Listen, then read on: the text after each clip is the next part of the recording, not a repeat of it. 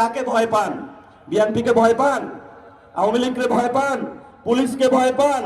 ভয় পাওয়ার কাউকে দরকার নাই। আবু সাইদ আপনাকে শিখিয়ে গিয়েছে পৃথিবীতে ভয় পাওয়ার একমাত্র যিনি প্রতিনিয়ত আপনার রিজিক দিয়ে থাকে, যিনি আপনাকে সৃষ্টি করেছে, একমাত্র আমাদের মালিক আল্লাহ রাব্বুল আলামিন ছাড়া আমরা কাউকে ভয় পাই না। এটাই আমাদের নিয়তি বাংলাদেশে। ভারত রাষ্ট্র অনেক চেষ্টা করতেছে বাংলাদেশে একটা গন্ডগোল পাকানোর জন্য। সীমান্তে অনেক মানুষকে তারা সমাবেশ করেছে বাংলাদেশকে ঠেলে পাঠানোর জন্য। শহীদ জিয়া বলেছিলেন, উই রিভল্ট, ভারতের সাথে কোনো আপোষ নেই, বাংলাদেশ স্বাধীনতার নতুন ভাবে লড়তে চায়।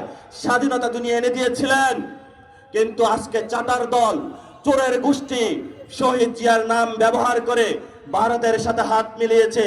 সংসদে যখন আমরা নোটিশ পাঠাই যে ভারত রাষ্ট্র বাংলাদেশের সীমান্তে হত্যা চালাচ্ছে, এই ধরনের চাটার দল এখন বলে বাংলাদেশের সংসদে সীমান্ত হত্যা নিয়ে আলোচনা করা যাবে না, দুর্নীতি নিয়ে আলোচনা করা যাবে না, পুশিন নিয়ে আলোচনা করা যাবে না। যেই সংসদ জনতার নয়, সেই সংসদকে আমরা ধিক্কার জানাই। প্রিয় বগুড়াবাসী, আপনারা আলেমদেরকে শ্রদ্ধা করবেন। যেই মা বোনদের থেকে আমাদের জন্ম হয়েছে, তাদের কথাগুলো আপনারা শুনবেন। এই গণঅভ্যুত্থানে তারা নেতৃত্ব দিয়েছিল। আপনি যখন সারাদিন টই টই করে ঘুরে বেড়ান, আপনার সন্তানকে পই পই তিলে তিলে করে সেই মা কিন্তু বড় করে।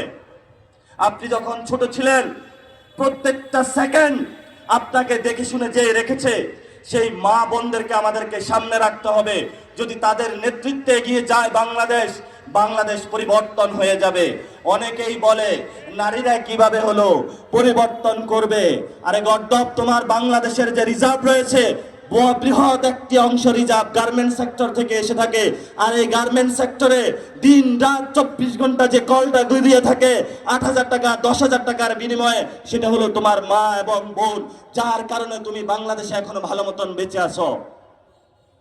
আমাদের এই কথাগুলা ভালো করে বুঝতে হবে। এই ধরনের ফিরিঙ্গি মার্কা যারা রাজনীতি করে, পেশি শক্তির রাজনীতি করে, পিস্তল দিয়ে রাজনীতি করে, এই রাজনীতি থেকে আমাদেরকে বের হয়ে আসতে হবে। আমরা বলি আপনারা এনসিপিও করবেন না, কোনো দল করার দরকার নাই। আপনারা আজকে একটা শপথ নিন যে আগামীর বাংলাদেশে বগুড়াতে কোনো মাদক থাকবে না, বগুড়াতে কোনো টেন্ডারবাজি থাকবে না, বগুড়াতে কোনো চাঁদাবাজি থাকবে না, বগুড়াতে কোনো সন্ত্রাস থাকবে না, বগুড়াতে কোনো অন্যায়কারী থাকবে না, বগুড়াতে কোনো নির্যাতিত থাকবে না, বগুড়াতে কোনো দর্শন হবে না, বগুড়ার কোনো মানুষ না খেয়ে থাকবে না। এই শপথটা যদি আপনারা নিতে পারেন, তাহলে বগুড়ার ছাওয়াল প্রধানমন্ত্রী হওয়া লাগবে না। আপনার মতো একজন কৃষক, আপনার মতো একজন রিক্সা চালক, আপনার মতো একজন দোকানদার বগুড়াকে পরিবর্তন করতে যথেষ্ট। এবং আপনাদের মধ্যে পরিবর্তন হবে, কোনো এমপি মন্ত্রীর মধ্য দিয়ে পরিবর্তন হবে না। এমপি মন্ত্রী নিজ সন্তানের নামে হলো সড়ক বানাবে, গ্রাম বানাবে, দোকান তুলবে, দোকানপাট থেকে চাঁদাবাজি করবে, এই হলো তাদের নিশানা। আর আপনারা হলো নতুন বাংলাদেশ। এই নতুন বাংলাদেশ নিয়ে আমরা চলতে চাই, এই জন্য আপনাদের কাছে উপস্থিত হয়েছি এবং এই আহ্বান জানিয়ে আমি আমার বক্তব্য শেষ করছি। বক্তব্যের আগে একটা ছোট্ট কথা, আমাদের এইচএসসি শিক্ষার্থীদের যাদের উপর হামলা হয়েছে, আমরা তোমাদেরকে বলবো ভয় পাবার দরকার নেই। নিরাপদ সড়ক আন্দোলনে যেই কলেজের বাচ্চারা নেতৃত্ব দিয়েছিল, তারাই ইউনিভার্সিটিতে এসে গণ অভ্যুত্থান করে শেখ হাসিনাকে ভারতে পাঠিয়ে দিয়েছিল প্যাকেট করে। যারা আজকে শিক্ষার্থীদের কলার চেপে ধরেছে, বুট দিয়ে লাঠি মেরেছে, লাঠি দিয়ে প্রহার করেছে, এই বাচ্চারা কিন্তু কালকে ভার্সিটিতে আসতেছে, ভার্সিটিতে বলবে বিএনপি সরকারের পতন চাই। তখন আপনারা কি করবেন? এই জন্য শিক্ষার্থীদের সাথে বেশি হলো টাঙ্কি পাঙ্কি করবেন না। আপনারা শিক্ষার্থীরা যারা আছে, আপনাদের ক্ষমতা যেভাবে নিয়ে এসেছে, একদিনে আপনাদেরকে আবারই প্যাকেট করে লন্ডনে পাঠিয়ে দিবে। এবং আপনাদের এই জায়গায় একটা ভাই, এই ভাই কি চাঁদাবাজি করেছে, সন্ত্রাসী করেছে, দুর্নীতি করেছে?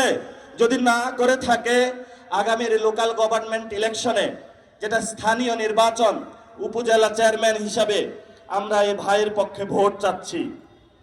কেন চাচ্ছি?